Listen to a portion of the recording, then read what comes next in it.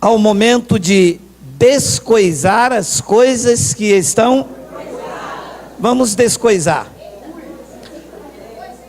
O tema da nossa mensagem é a falsa esperança da grande tribulação.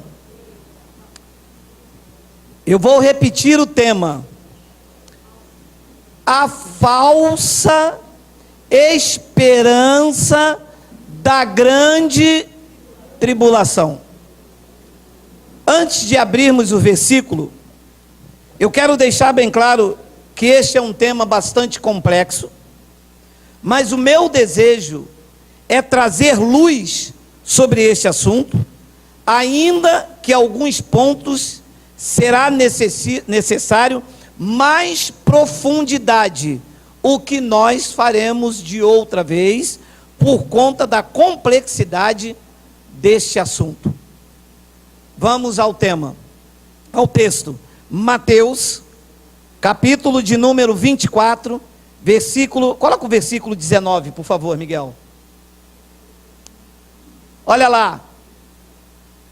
Ai das que estiverem grávidas e da que amamentarem naqueles dias. 20.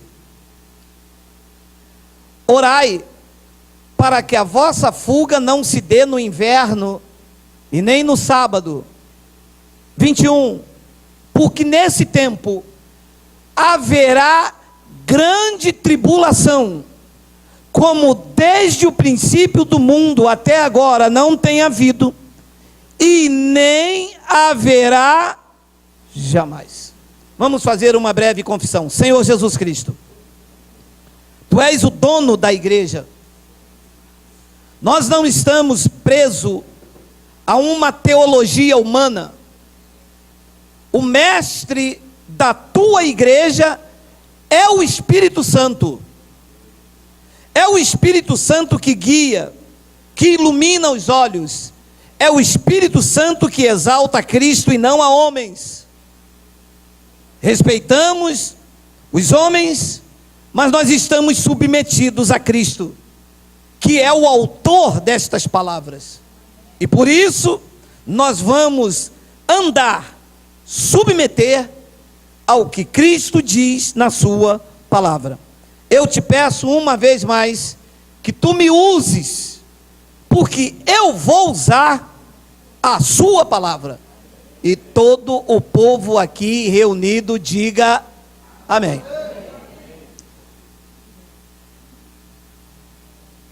Se nós isolarmos este versículo aqui, como fez a tradição durante anos, se isolar este versículo, dá-se a entender que nós vamos passar pela grande tribulação, porque o versículo está falando que haverá uma grande tribulação.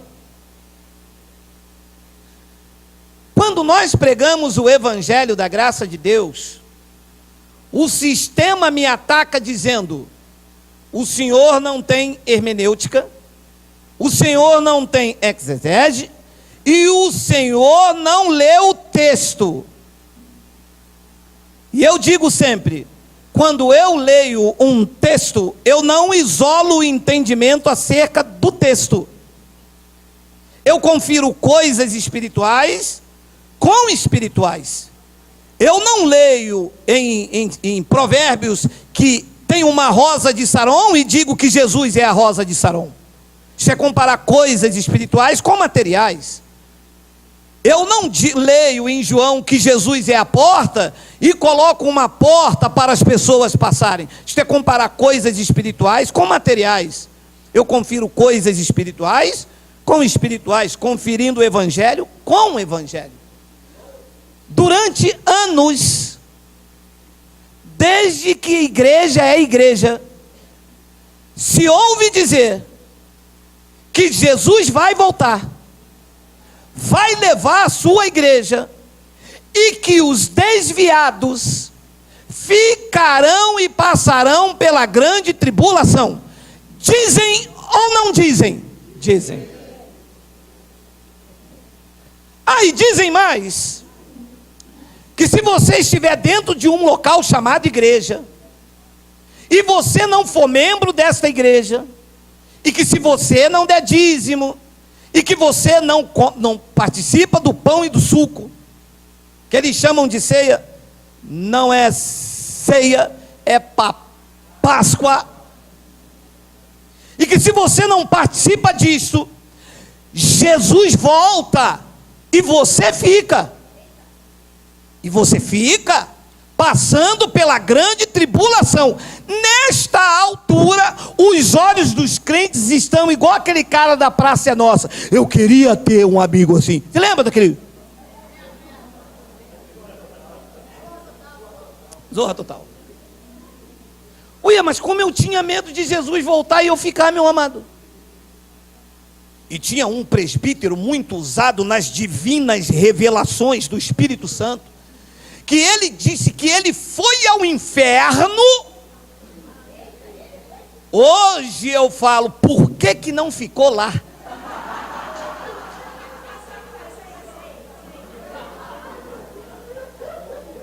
E que ele viu a alma dos desviados que saíram da igreja quando Jesus voltou na grande tribulação. E ele usava este versículo, porque nesse tempo haverá grande tribulação, como desde o princípio do mundo até agora não tem havido e haverá jamais. Aí eles dizem, está na Bíblia. E aí, o senhor não prega a Bíblia? Está na Bíblia. O senhor não tem hermenêutica? Tem o quê? Ué, mas vocês têm hermenêutica e vocês sacudiram a igreja. Vocês têm é o quê? Vocês têm exegese. Vocês têm essa coisa. E vocês manipularam a igreja. Vocês não revelaram as verdades do Evangelho.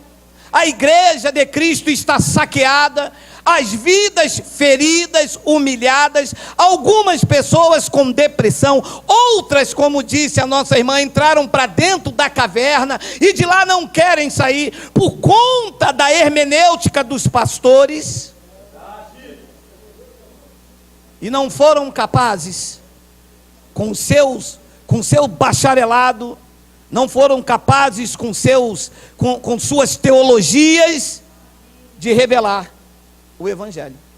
Então, se eu isolar esse texto aqui e eu aplico em você, eu digo, vai haver uma grande tribulação, e quem estiver desviado fora da igreja, vai vir um gafanhoto, vai vir uma mulher para lutar com uma serpente no vale do Armagedão, e vocês vão morrer. E quem sai da igreja, meu amado, e quem sai da igreja? E o pastor é adúltero, o pastor rouba, o pastor trai a mulher com a missionária X, a cantora gospel é presa dentro do hotel. E quem é que sai da igreja? Ninguém. E o que se fala então? O que se fala com medo da batalha do Armagedon? É problema dele com Deus. A quem muito é dado, a muito será cobrado.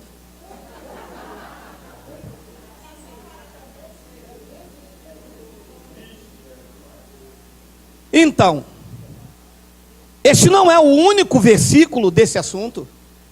Isto tem um texto e tem um contexto. Então vamos ao início disso aqui. Mateus capítulo 24, versículo de número 1 ao 9.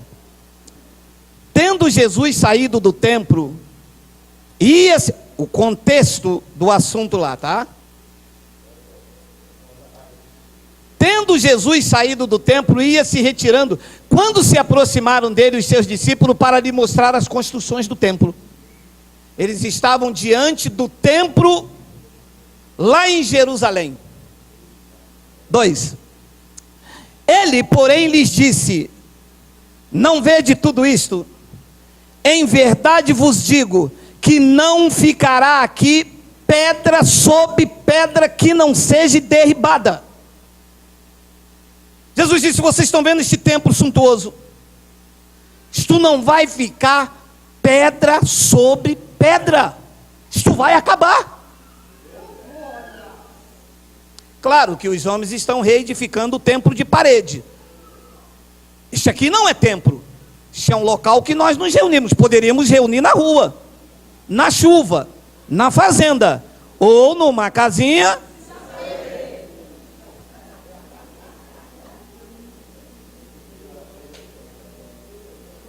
Depois ele diz no versículo de número 3: no Monte das Oliveiras achava-se Jesus assentado.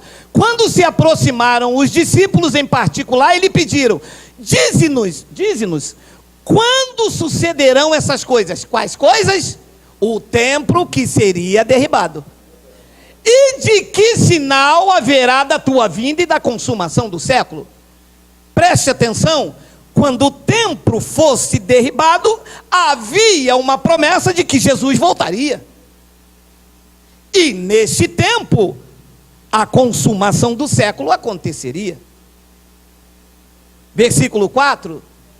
E ele lhes respondeu: vede que ninguém vos engane. Ele vai dizer então quando o templo ia cair e quando seria o sinal da sua vinda.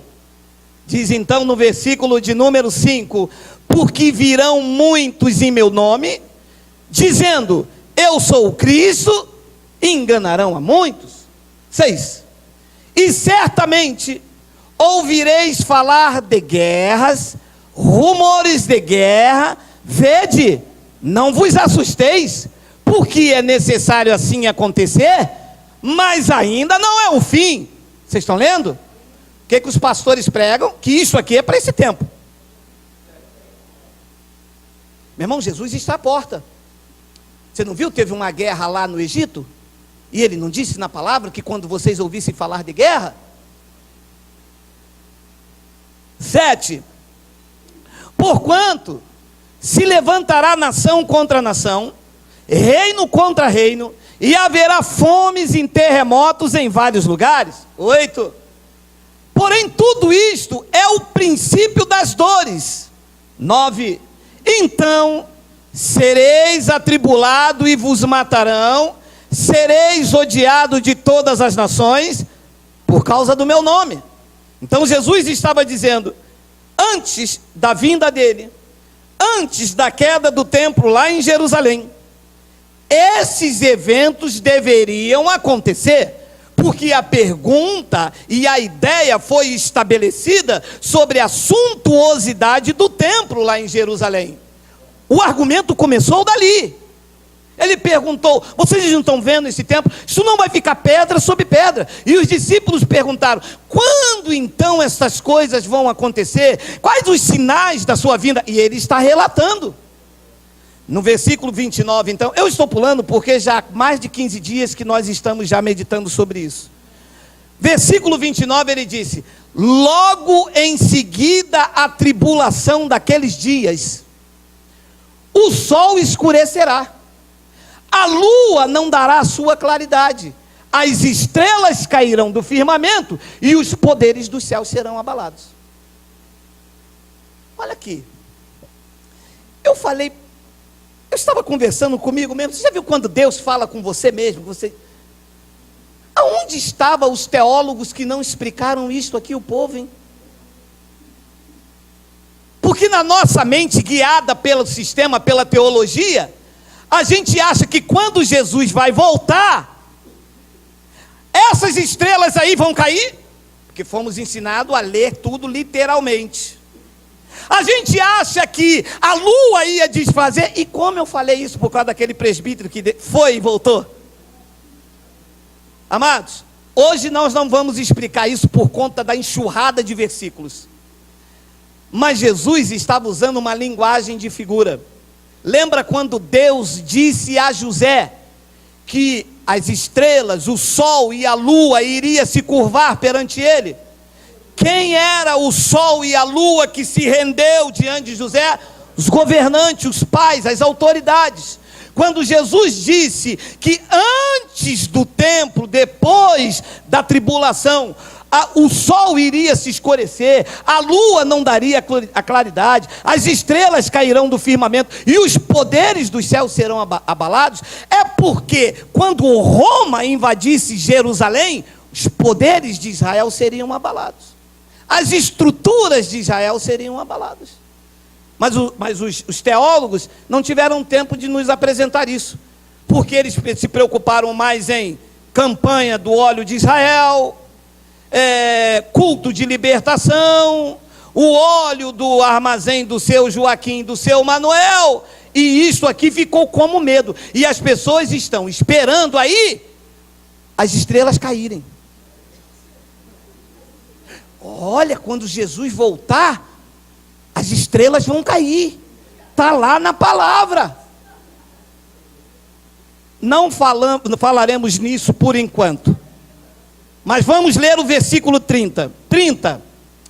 Então, tudo isto com a queda do templo, então aparecerá no céu o sinal do Filho do Homem. Todos os povos da terra se lamentarão e verão o Filho do Homem vindo nos céus, vindo sobre as nuvens do céu, com poder e muita glória. 31, ele enviará os seus anjos com grande clangor de trombeta, os quais reunirão os seus escolhidos dos quatro ventos, de uma extremidade dos céus, de uma a outra. Aprendei, pois, a parábola da figueira. Quando já os seus ramos se renovam e as folhas brotam, sabeis que está próximo o verão. 33, assim também vós. Vós quem que ele está falando? Falou com você? Estava falando com quem? Com os discípulos no Monte das Oliveiras. Ele disse para os discípulos: vocês vão ver isto. Assim, quando vós verdes. Ele não disse: a minha igreja no final dos séculos vai ver, ou eles estão vivos para ver. Não, ele disse: quando vocês virdes todas essas coisas, sabeis que estáis próximos às portas. E os crentes dizem assim: Jesus está à porta. Porque prega isso aqui, Jesus está às portas. Olha, se você falar hoje que Jesus está às portas, você está contra o Evangelho. E eu vou te mostrar por quê. Olha o que diz o versículo 34. Em verdade vos digo, que não passará essa geração sem que tudo isso... A pergunta que eu falo com a palavra aberta é: aconteceu ou não aconteceu? Então, se eu estou esperando a grande tribulação, eu estou numa falsa esperança, porque a grande tribulação aconteceu naquela geração.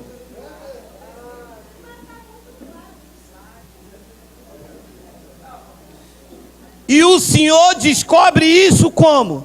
Lendo. Perdão, soletrando.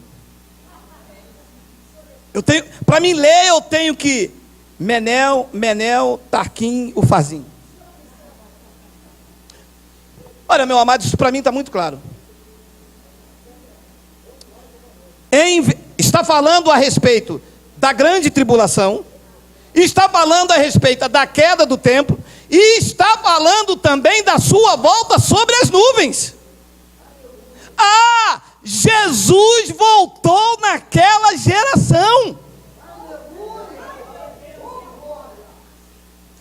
Quanto tempo dura uma geração? 70 a 75. No máximo 75.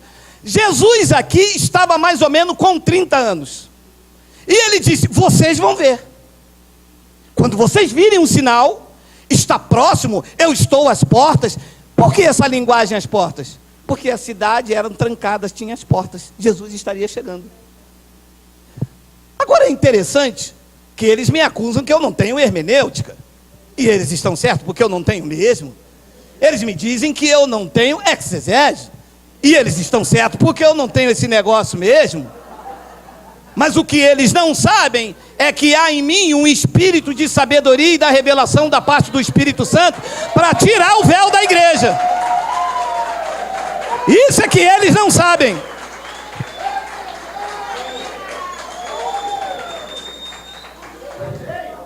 E a igreja aí esperando a grande tribulação. Jesus disse: não, isso não vai acontecer sem que passe essa geração. No ano 70, o templo de Jerusalém veio abaixo. E quem viveu naquela geração viu o templo cair e Jesus vir sobre a nuvem. Agora, a pergunta que se faz é: no ano 70 Jesus veio sobre a nuvem? Sim, porque isto era uma linguagem de figura para os judeus. Vir sobre a nuvem não quer dizer que Jesus ia vir Jesus de Nazaré. Senão, nós estaríamos no erro muito grotesco de que nós seríamos filhos da reencarnação. Porque para ele vir na nuvem de forma literal, ele teria que se revestir de carne. Como eu viria sobre a nuvem? Ele teria que se revestir de carne para mim vê-lo, ou os judeus vê-lo, que era Jesus de Nazaré.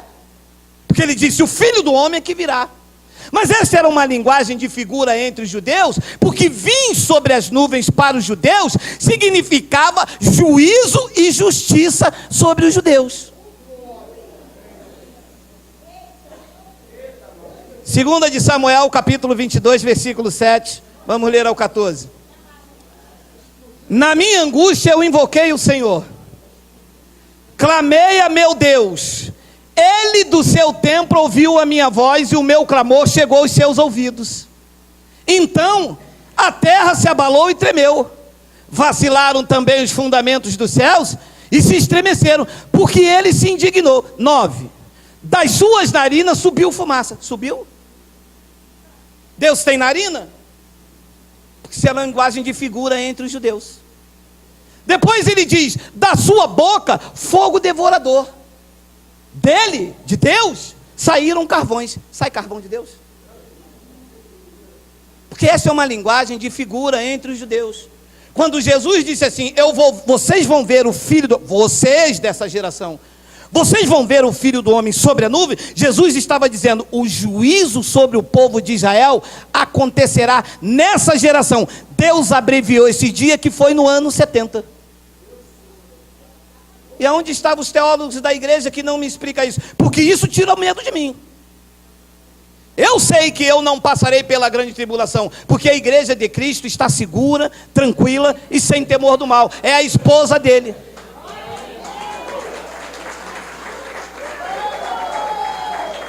Então olha,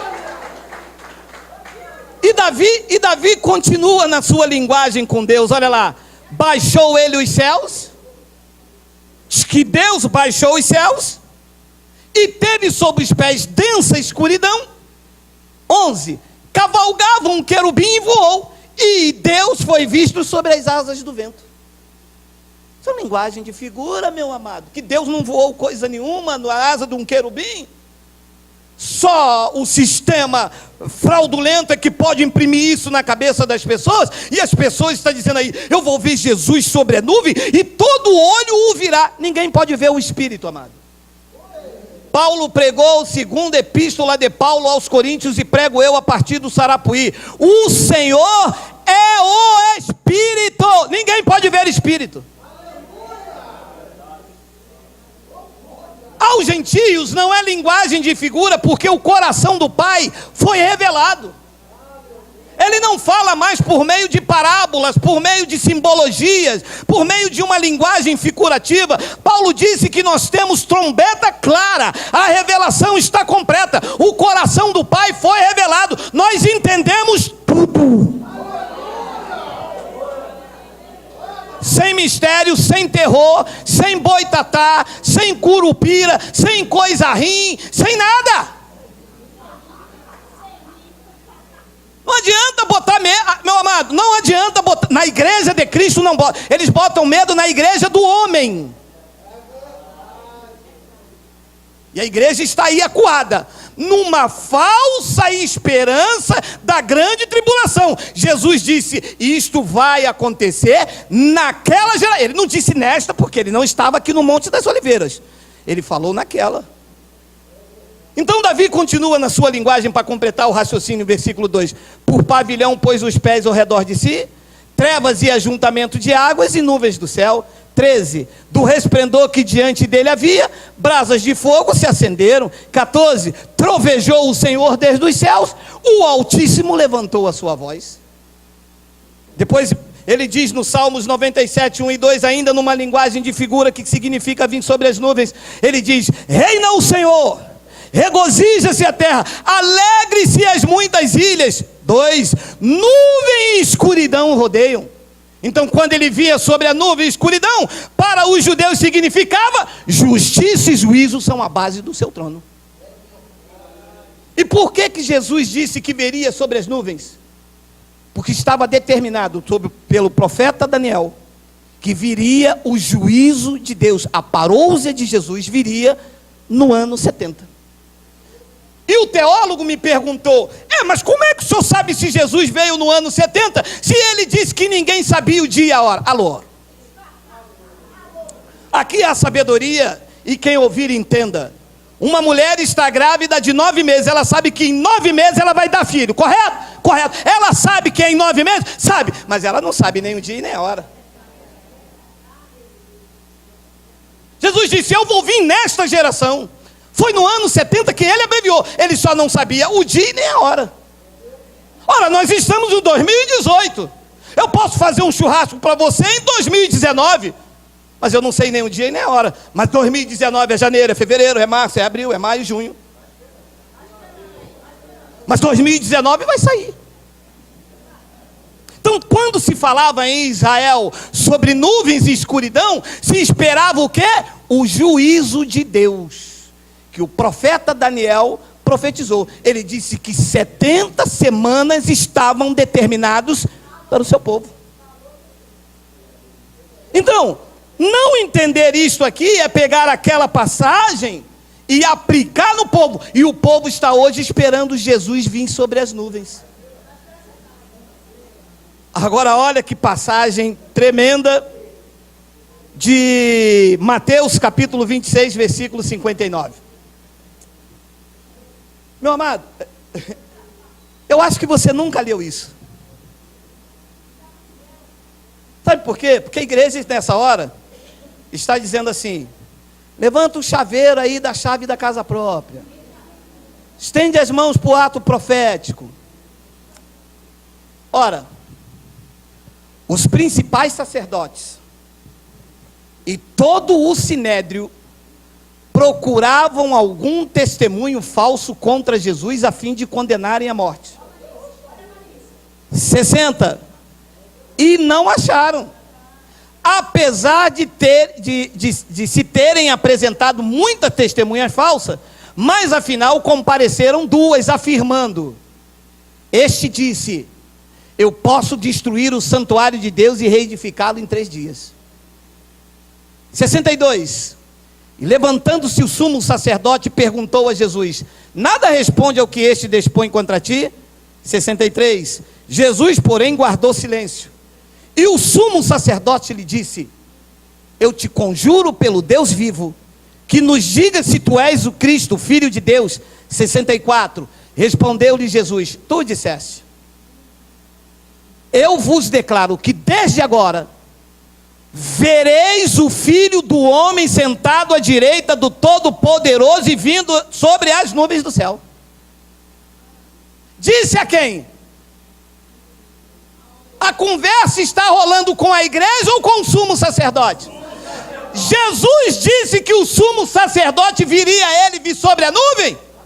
A pergunta que eu faço é: o sumo sacerdote está vivo esperando ele vir sobre as nuvens? Ou o sumo sacerdote viu no ano 70? Viu no ano 70.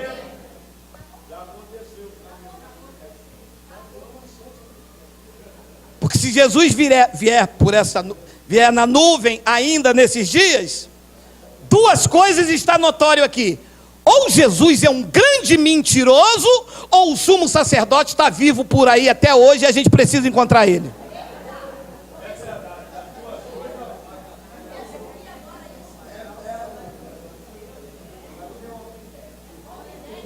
Pegou aí com a mente de Cristo? Pegou aí? Respondeu-lhe Jesus: tu disseste. Está conversando com o sumo sacerdote. Não está falando com o apóstolo, não está falando com o bispo, não está falando com Paulo, com a igreja. A conversa é entre o sumo sacerdote. Tu disseste. Entretanto, eu vos declaro que desde agora vereis o Filho do Homem assentado à direita do Todo-Poderoso e vindo as nuvens do céu. Nuvens do céu significavam o quê?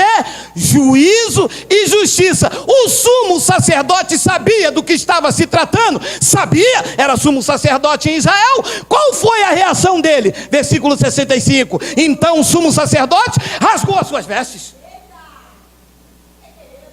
Ué, então, se tu vai vir sobre as nuvens, tu vai trazer juízo e justiça, então tu é Deus, porque eu sei a linguagem que você está falando sobre mim. O sumo sacerdote rasgou as suas vestes, dizendo: blasfemou. Que necessidade mais temos de testemunha? Eis que eu viste agora, blasfêmia. O sumo sacerdote estava entendendo a linguagem de Jesus. O sumo sacerdote não estava entendendo como os crentes pentecostais que acham que Jesus vai se revestir de carne, vai vir numa nuvem, sabe? O sumo sacerdote diz: não, o que você está querendo dizer é que tu vai trazer juízo e justiça sobre as nossas vidas. Rasgou a sua veste e disse: você está blasfemando, porque juízo e justiça sobre nuvem, só quem pode vir é Deus. E eles viam Jesus como um mero mortal.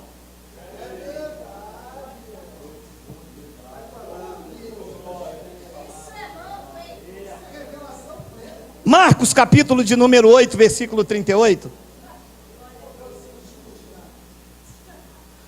Porque qualquer que nas próximas gerações, agora, nesta geração, é esta geração que eu estou vivendo? Ou naquela em que ele está vivo lá com quase 30 anos? Naquela. Qualquer que nesta geração adúltera e pecaminosa e pecadora se envergonhar de mim, das minhas palavras, também o Filho do Homem se envergonhará dele quando vier na glória do seu Pai com os seus santos anjos. Aí, ele vai vir. Leu 39. Dizia-lhes ainda: em verdade vos afirmo, dos que aqui se encontram, é aí mesmo, 9:1, é isso aí mesmo. Dizia-lhes ainda: em verdade vos afirmo, que dos aqui se encontram, alguns há, que de maneira nenhuma passarão pela morte, até que venham ter chegado com poder o reino de Deus. A pergunta que é: Jesus já veio? Ou eles estão vivos aqui esperando Jesus voltar? A não ser que eles sejam algum daqueles que a gente passa por aí dizendo: Jesus está voltando. Uns são mais, espirituais. O rei está voltando. Aleluia. Ele voltou. Ele disse do que estavam lá com ele: de nenhuma maneira passariam pela morte até que ele houvesse voltado. Eu vou lhe dizer uma coisa: alguns naquela época não morreram mesmo, alguns foram preservados mesmo. Dos que estavam lá vivendo naquela geração, Paulo, Pedro, Tiago, João, alguns, porque ele não pode mentir, alguns foram preservados com vida. Olha o que diz João 21:18. João: em verdade te digo, estava falando com Pedro, quando tu eras mais moço, tu te cingia a ti mesmo, e andava por onde querias. Quando porém fores velhos, entenderás as mãos, e outro te cingirá e te levará para onde não queres. 19. Disse isto para significar com que gênero de morte Pedro havia de glorificar a Deus. Depois de assim falar, acrescentou-lhe: segue-me. 20. Então Pedro, voltando-se, viu que também o ia seguindo o discípulo a quem Jesus amava, o qual na ceia se reclinava sobre o peito de Jesus e perguntara: Senhor, quem é o traidor? Quem era o discípulo que Jesus amava? A escola bíblica dominical pelo menos nos ensinou isso. O discípulo a quem Jesus amava era João. Quando Jesus chamou Pedro, Pedro começou a seguir Jesus, já após a ressurreição. É após, sim. E então Pedro, quando olha para trás, vê João. E no versículo 21, vendo, pois, Pedro, perguntou a Jesus: e quanto a este? Perguntou: e quanto a João? 22, respondeu-lhe Jesus: se eu quero que ele permaneça até que eu venha, que te importa? Quanto a ti, segue-me.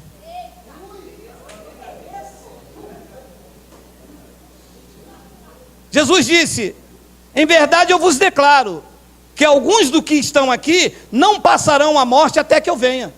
Depois ele disse: Pedro, me segue. Pedro disse: e quanto a João? E quanto a este? Ele falou assim: se eu quero que ele fique até que eu venha, o que te importa, Pedro? Você vem e me segue. Dos que ficaram vivos, dessa turma toda, João foi o único que viu o juízo e a justiça de Deus lá no ano 70. Sabe o que Jesus fez com João? Porque ele o amava. Permitiu que na perseguição do imperador Nero, ele fosse preso na ilha de Patmos. O resto do mundo de então, Roma invadiu, Nero decapitou Paulo. Paulo não viu. Pedro foi crucificado de cabeça para baixo, também não viu. Mas João foi preservado na ilha de Patmos, viu e testemunhou quando escreveu o Apocalipse para o acontecimento do ano 70. Está claro? Está resolvido? Está dando glória a Deus.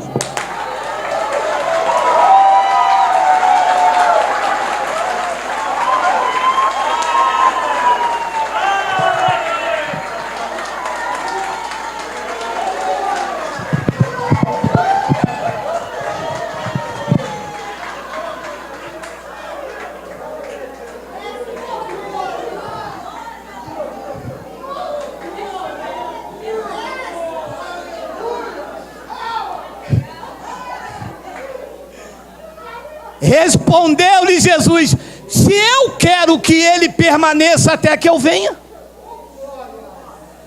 o que te importa, Pedro?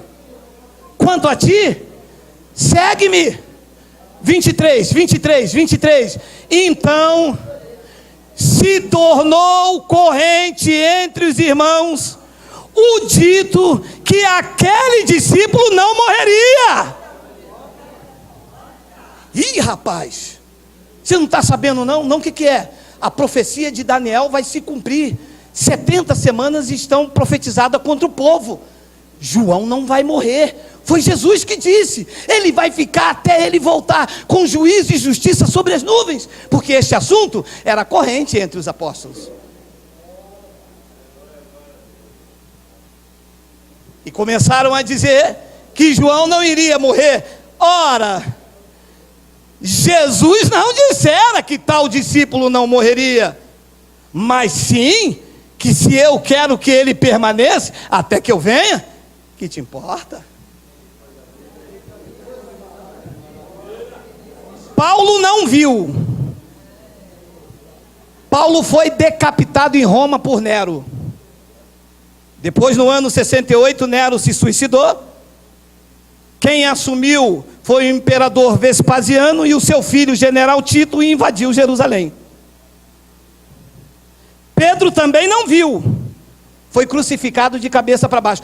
Paulo até pensou que iria ver. Olha lá o que diz Tessalonicenses. É Tessalonicenses? Olha lá, olha o que diz 1 Tessalonicenses capítulo 4. Aqui é a sabedoria e quem lê entenda. Paulo está escrevendo debaixo da perseguição da igreja. Paulo é mártir da igreja. Paulo foi decapitado por causa do testemunho da palavra de Deus por Nero. Paulo está escrevendo isso aqui, não é hoje no estado laico. Nero está perseguindo a igreja. Saulo foi Nero dos discípulos, perseguia o chamado do caminho. Nero perseguiu a igreja. Paulo, quando escreve isso aqui, está debaixo da promessa de que Jesus iria voltar no ano 70. Vamos ler. Pois se cremos que Jesus morreu e ressuscitou, assim também Deus, mediante Jesus, trará em sua companhia os que dormem. Ora, ainda vos declaramos por palavra do Senhor isto. Agora, aqui está a chave da palavra. Nós, os vivos. Paulo está escrevendo isso aqui perto do ano 70.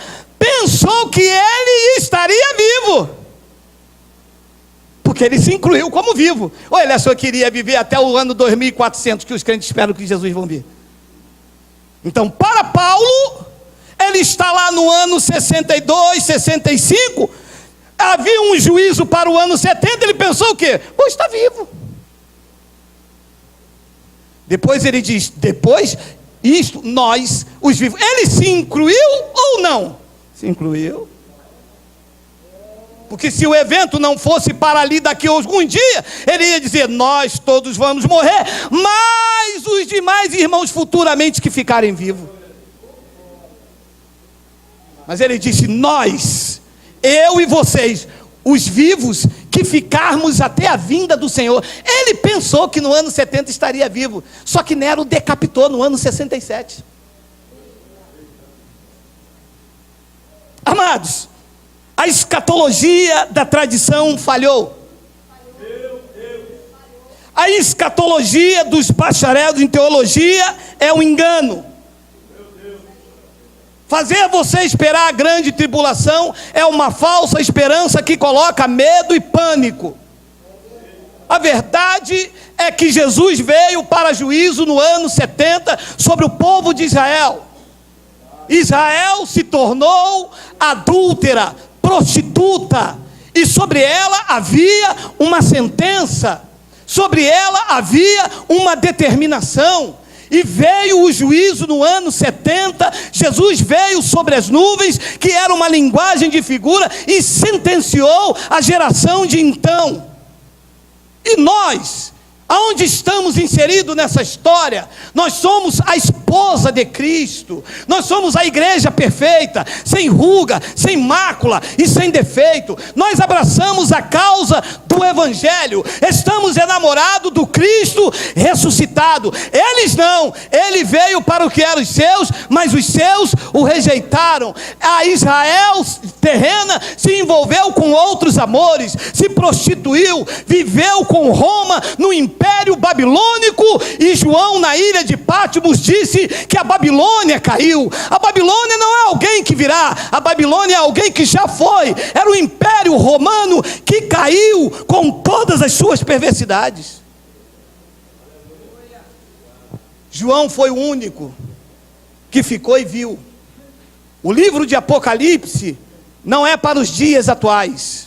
O livro de Apocalipse foi escrito no ano 68 por João na ilha de Patmos, para mostrar as coisas que deveriam acontecer em breve, e aconteceu no ano 70. Apocalipse capítulo 1, versículo 9. Eu, João, vai agora com esses olhos iluminados, vai prestando atenção. Eu, João, irmão vosso e companheiro aonde?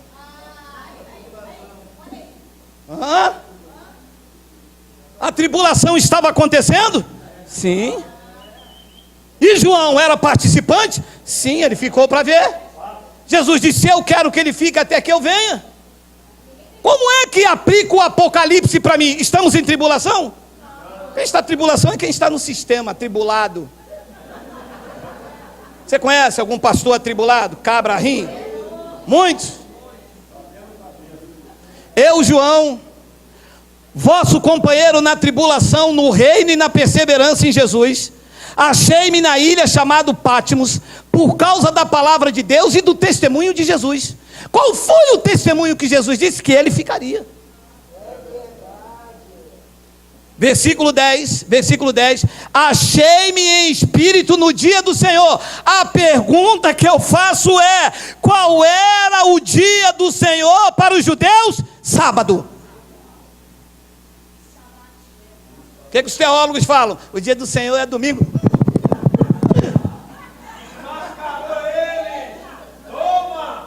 Se ele é um judeu, o dia do judeu era quando, meu irmão? Era sábado. Achei-me em espírito no dia do Senhor e ouvi por trás de mim uma grande voz como trombeta. É até quando? Até o 3, já lemos o 3? Versículo 1 ao 2, passou direto. Apocalipse 1, 2.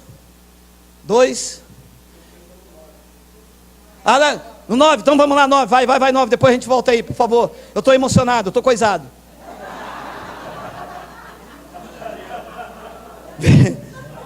11, dizendo, eu não sei se a essa altura a revelação já chegou em você. O que vês, o anjo disse a João, o que vês escreve em livro e manda para as 7 igrejas, França, Canadá, Chile.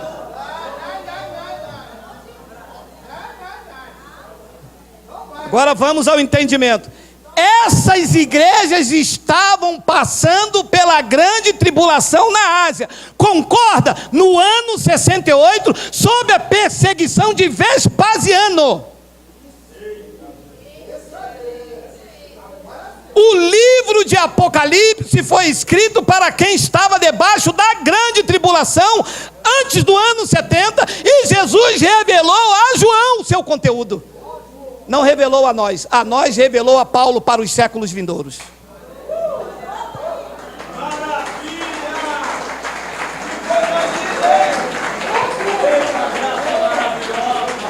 Apocalipse 22, versículos 6 e 7, por causa do horário, Wagner. Olha o que João disse no final do que ele mostrou para o ano 70. Disse-me ainda, estas palavras são fiéis e verdadeiras. O Senhor, o Deus dos espíritos dos profetas, enviou o seu anjo para mostrar aos seus servos as coisas que vão demorar. As coisas que vai acontecer quando? Em breve. Dura séculos ou em breve é em breve? Vamos raciocinar junto. Ele está preso na ilha de Pátimo no ano 68. Ao ano 70 dura séculos ou está pertinho? Diga aí, pertinho.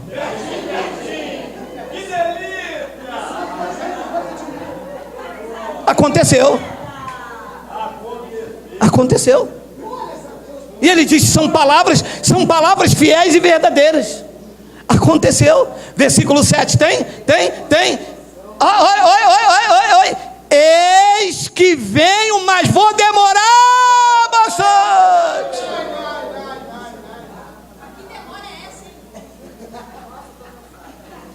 Você sabe quantos crentes ficaram morrendo, olhando para o céu? Minha irmã, eu estou partindo, chama o pastor, eu estou vendo ele vindo nas nuvens.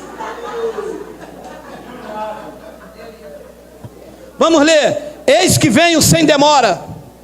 Bem-aventurado quem guarda as palavras deste livro, porque foi um livro escrito para o acontecimento do ano 70. Não é que Apocalipse é uma mentira, é que é uma verdade para quem viveu naquela geração. A pergunta que me fizeram é: ora, se Jesus veio no ano 70, e o Senhor comprovou isso aí, mas como é que havia uma profecia que antes de Jesus vir, Elias viria?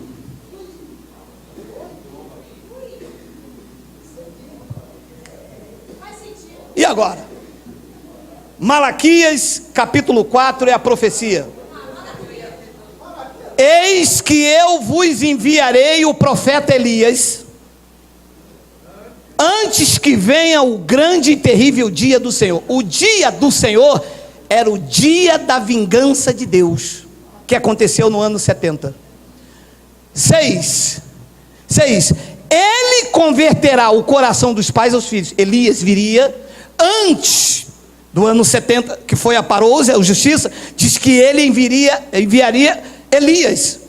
Ele converterá o coração dos pais aos filhos, e o coração dos filhos a seus pais, para que eu não venha e fira a terra com maldição. Qual seria o papel do profeta Elias?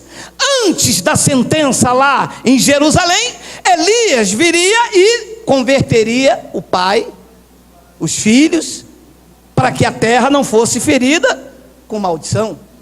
E a pergunta que eu fiz foi: e aonde está Elias, que ninguém viu Elias? Mateus capítulo 17 tem a resposta.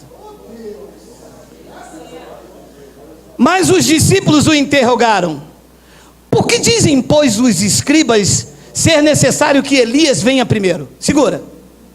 Então todo o povo de Israel sabia: vai vir uma sentença sobre o povo de Israel no ano 70. Só que antes disso acontecer, Elias viria primeiro para restaurar todas as coisas. Os escribas que escreviam, os fariseus que seguiam a lei, estavam esperando o profeta Elias chegar. Depois que o profeta Elias chegasse, eles sabiam: o fim para aquela geração estaria próximo. Mas os discípulos interrogaram: por que dizem, pois, os escribas ser necessário que Elias venha primeiro? 11. Então Jesus respondeu: de fato, Elias virá e restaurará todas as coisas. 12. Eu, porém, vos declaro que Elias já.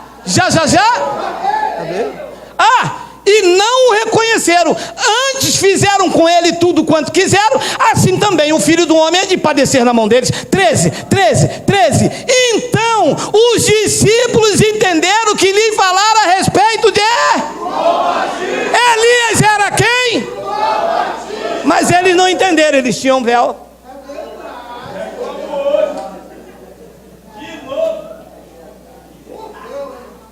E os teólogos estão aí: não, é porque Elias foi para o céu, o homem tem que morrer, vindo depois disso o juízo, e ele vai morrer. Jesus: alô, igreja, Elias já veio. Veio ou não veio? Está escrito que ele veio, ou Elias virá? Elias já veio. Lucas capítulo 1, versículo 13 ao 17. Então, Lucas: disse-lhe, porém, o anjo, Zacarias, o sumo sacerdote, disse-lhe, porém, o anjo: Zacarias, não temas, porque a tua oração foi ouvida, e Isabel, tua mulher, dará à luz um filho, a quem darás o nome de João Batista, o profeta. 14. Em ti haverá prazer e alegria, e muitos se regozijarão com o seu nascimento. 15. Pois ele será grande diante do Senhor, não beberá vinho nem bebida forte, e será cheio do Espírito Santo, já do ventre materno. 16. E converterá muito dos filhos de Israel ao Senhor seu Deus. 17. E irá diante do Senhor no espírito e poder de Elias.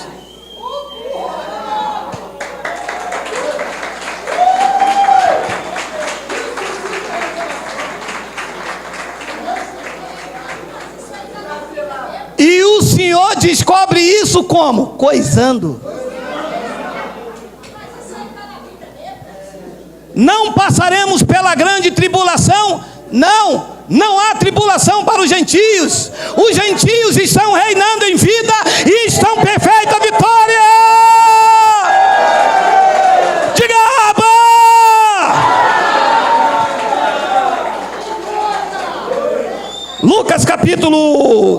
Marcos capítulo 13, versículo 19. Porque aqueles dias serão de tamanha tribulação, como nunca houve desde o princípio do mundo que Deus criou até agora, e nunca, jamais haverá grande tribulação. Diga nunca, jamais. Quando é que ela aconteceu? No ano 70.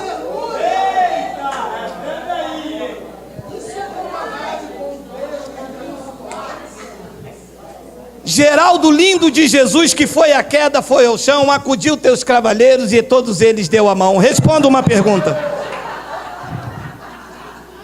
Responda-me uma pergunta. Eu não vou falar nesse assunto hoje, eu vou só aguçar. E as duas testemunhas, hein?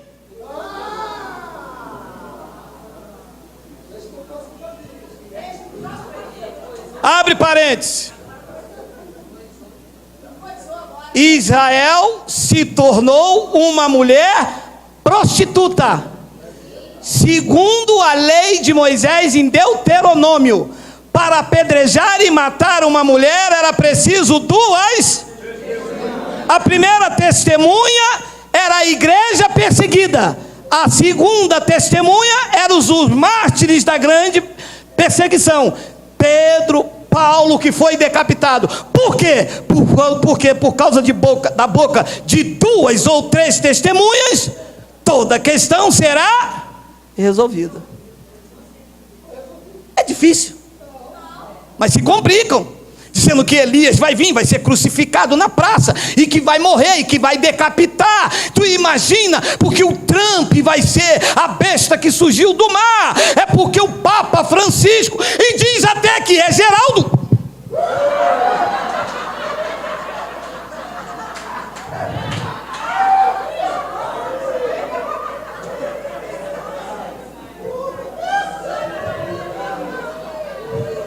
Diz que Geraldo é a besta.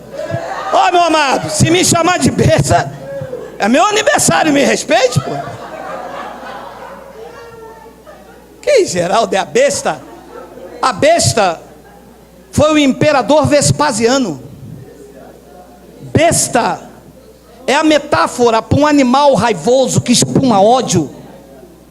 O imperador Vespasiano, quando tomou a cidade de Jerusalém e o templo pegou fogo através de um acidente, Vespasiano mandou recolher todos os denários, todas as moedas da época, e mandou cunhar uma moeda comemorativa. Atrás ele botou uma judia sentada com a inscrição Capite a Judéia, e na frente da outra moeda ele botou o seu retrato, e obrigou a todo mundo naquela época, ninguém comprar e vender se não tivesse a moeda de Vespasiano na sua mão, e alguns tinham que estar laureado na sua testa. João, porque não podia falar claramente, disse: é a marca de um homem, é a besta, e ninguém pode comprar e vender. Os teólogos mentiram para a igreja durante séculos, dizendo que iam botar chip, ignorante no primeiro século, dizendo que ia botar chip. O mundo sem chip é um mundo quebrado. Hoje a tecnologia está a serviço de nós. Essa mensagem vai atingir Roma, Espanha, Canadá, Suécia, vai entrar dentro do sistema, vai balançar,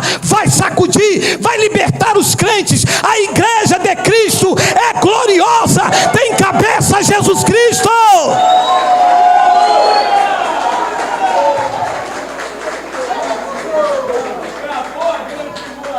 Tem outra tribulação. Ele disse: não, a tribulação é para esta geração, e ele disse que Deus criou até agora e nunca, jamais haverá. A igreja de Cristo está livre.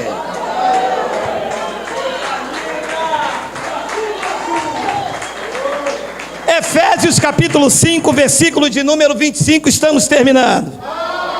É aniversário, meu amado.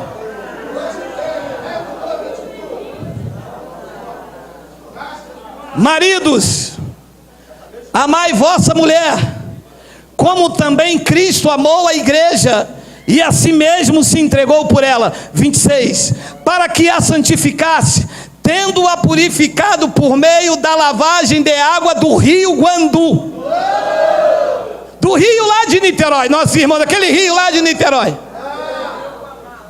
A igreja foi purificada por Cristo pela lavagem de água, pela palavra. 27, para apresentar a si mesmo igreja desgraçada, igreja feiticeira, igreja gloriosa. Quem é a igreja gloriosa aqui? Diga Abba, diga glória a Deus, diga glória a Deus, diga glória.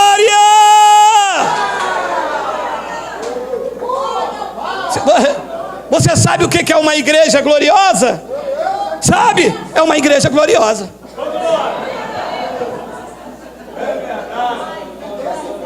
É uma igreja vencedora. É uma igreja que anda no Espírito. É uma igreja que tem convicções fortes. É uma igreja em que o cabeça não é o pastor presidente. É uma igreja que o cabeça não é o chefe da convenção.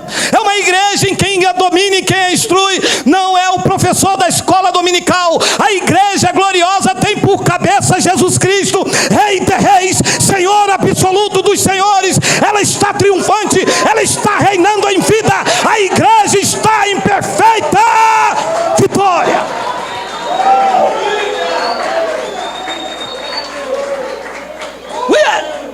Para apresentar a si mesmo igreja gloriosa, sem mácula, nem ruga, nem coisa semelhante, mas a igreja do novo pacto é santa e sem defeito.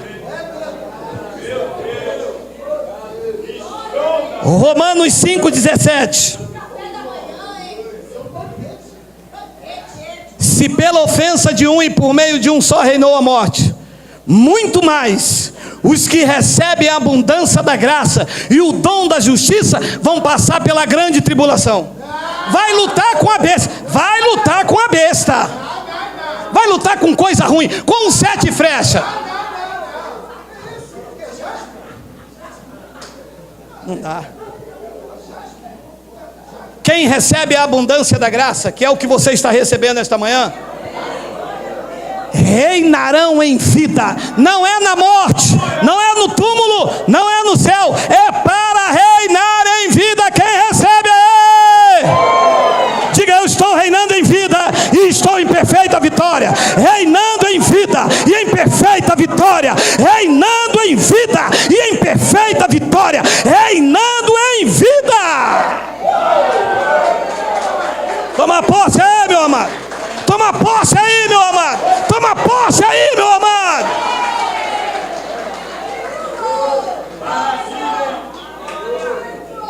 Disseram que tu eras miserável, que Jesus ia voltar e você ia ficar. E disseram que você estava desviado, que você tinha que entrar para dentro da igreja, comer pão puma, beber suco pérgola. Sai de ré.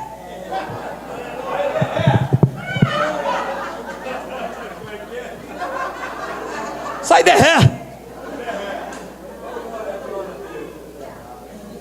Quem recebe a abundância da graça, diz a revelação do Evangelho, está reinando em vida.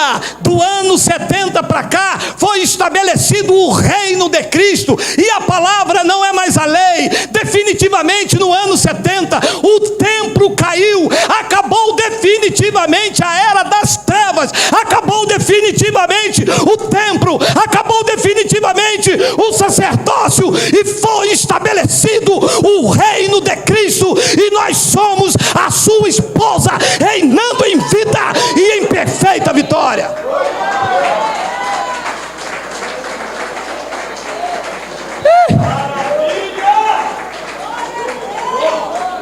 Efésios capítulo 2, versículo 4. Eu acho que eu vou morrer.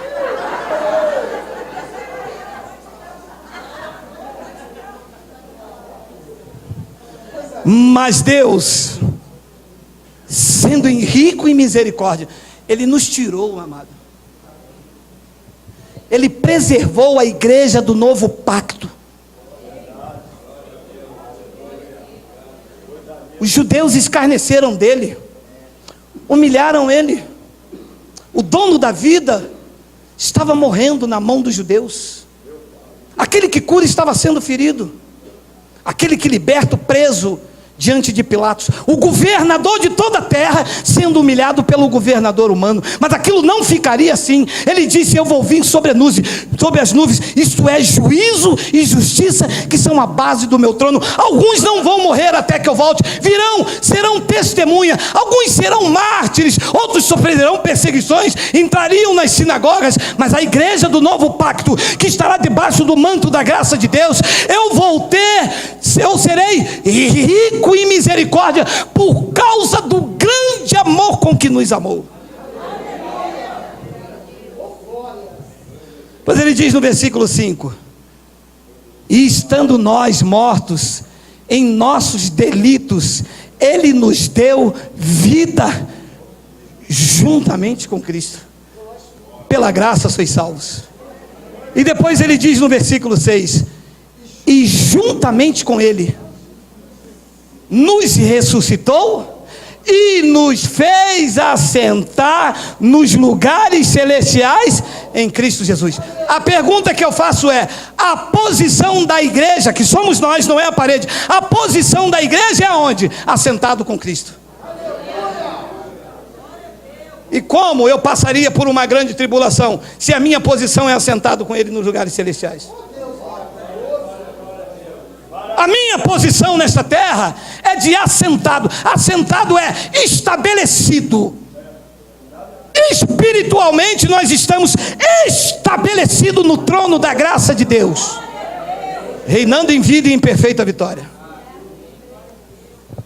E no 7, para mostrar naquela geração, no ano 70, agora Paulo aponta para nós.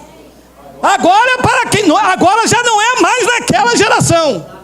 Agora é graça, agora é evangelho do reino, agora é poder de Deus em nós, agora é trombeta clara, agora é um pacto de confissão. Agora ele diz, nos séculos vindouros. De Paulo para cá passou quantos séculos? 20. Nos séculos vindouros ele está mostrando a suprema riqueza da sua graça. Você recebe suprema riqueza? Você recebe? Você recebe?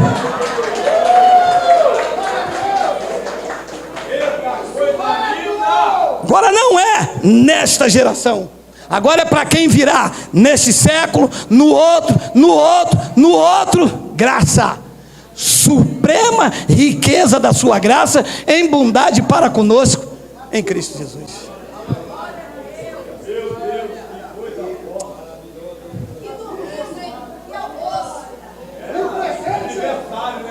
A hora. Eu vou ler só esse versículo, vamos lá. Aí eu morro aqui. Efésios capítulo 1. Olha que palavra linda. Iluminado os olhos do vosso coração, para saberdes qual é a esperança do seu chamamento, qual a riqueza da glória da sua herança nos santos. 19. E qual a suprema grandeza do seu poder para com que cremos, segundo a eficácia da força do seu poder. 20.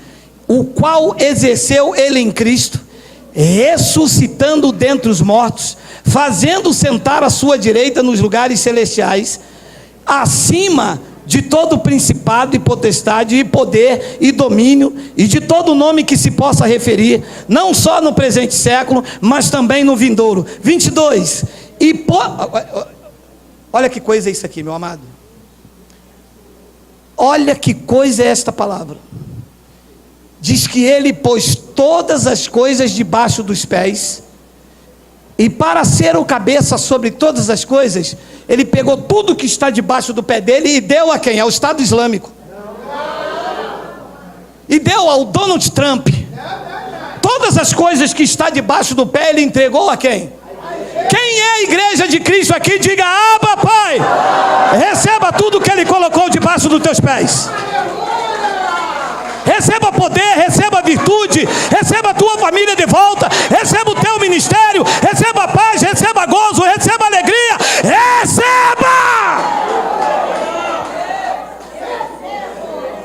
Diz que ele pegou todas as coisas, colocou debaixo dos pés dele, e pegou tudo isso e disse: igreja, segura, que tudo é vosso, e vós de Cristo, e Cristo de Deus. E os crentes esperando a grande tribulação.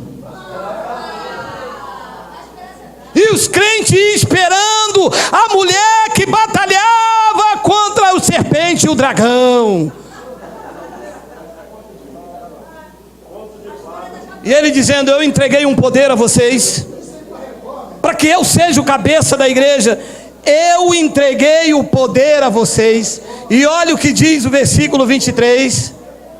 O qual é o seu corpo, a plenitude daquele que a tudo enche em todas as coisas. Meu amado, o poder não está na Coreia, o poder não está no Estado Islâmico, o poder está na igreja de Cristo. Há um poder sobrenatural operando em nós. Quando o teu entendimento abre, quando tu descobres que tu és um espírito com o Senhor, quando tu descobres que tu és templo do Espírito Santo, quando tu descobres que da tua boca, confessando em linha com a palavra, você pode todas as coisas, porque é Ele que te fortalece. Você tem direito sim de viver os melhores dias, você tem o direito de desfrutar do melhor. Sabe por quê? Porque tu és herança do Senhor, tu és povo de propriedade exclusiva de Deus.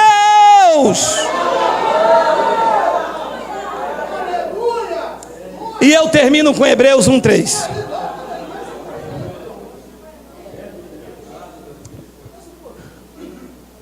Coloca o versículo 1. Coloca o versículo 1 que ainda tenho 30 segundos. Havendo Deus outrora falado muitas vezes e de muitas maneiras aos pais pelos profetas, nesses últimos dias nos falou sobre um homem falando balabachúria.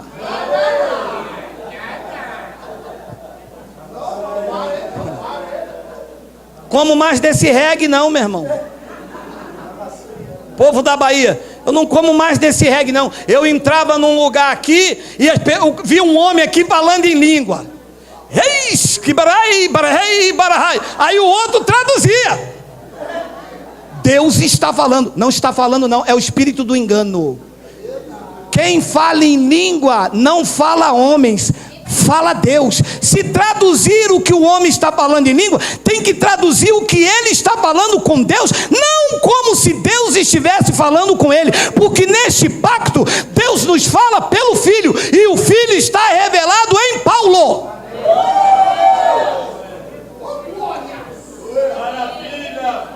Aqui não come desse reggae não, meu irmão. Nesses últimos dias nos falou pelo Filho, a quem constituiu o herdeiro de todas as coisas, pelo qual também fez o universo. 3, Ele, que é o resplendor da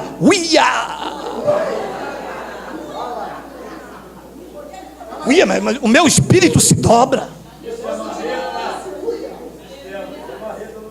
E a igreja o trata como um fracassado, que vai lutar contra um dragão, e que talvez, quem sabe, ele ganhe essa batalha do Armagedon, se o diabo não estiver muito furioso.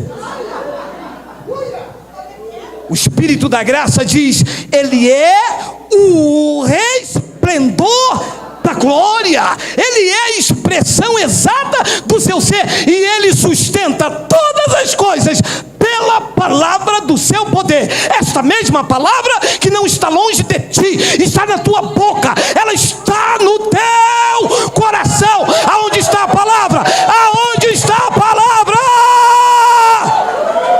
Está na tua boca, está na tua boca, está na tua boca, está na tua boca. Recebe a palavra de poder, profetiza, confessa, libera.